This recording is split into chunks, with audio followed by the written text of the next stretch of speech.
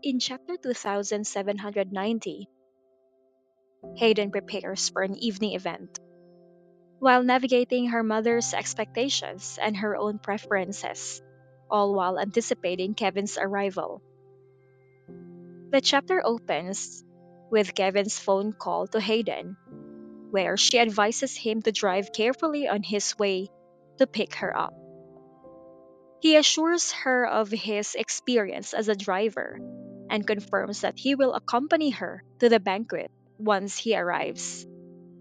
Hayden agrees to wait for him at home, and they bid each other goodbye cordially. After ending the call, she initially tries to put her phone down, but hesitates when she notices her mother, Mrs. Queen, watching her.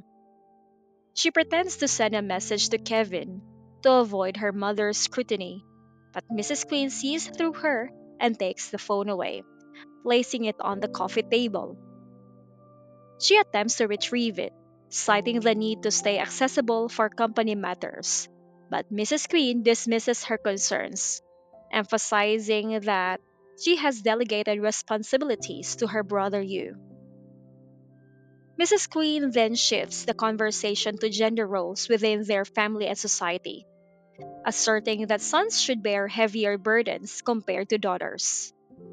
Hayden lightly rebuffs her mother's traditional views, labeling them as outdated feudal ideas, but Mrs. Queen insists on the family's preference for sons. Hayden, attempting to humor her mother, appeases her by agreeing with her viewpoints, albeit with a hint of sarcasm. Her mother's intense gaze prompts her to joke about her increased scrutiny, remarking that she feels more scrutinized in one afternoon than in the past 20 years combined. However, her mother redirects her attention to her posture and attire, criticizing her for not sitting like a lady and for taking off her high heels so quickly. Hayden defends herself, explaining that high heels are uncomfortable and hinder her ability to walk comfortably. Mrs. Queen admonishes Hayden, reminding her of the importance of dressing appropriately for social occasions, especially as a lady from a prestigious family. Hayden, feeling restricted by societal expectations and her mother's standards of femininity, expresses her frustration with wearing high heels and formal dresses.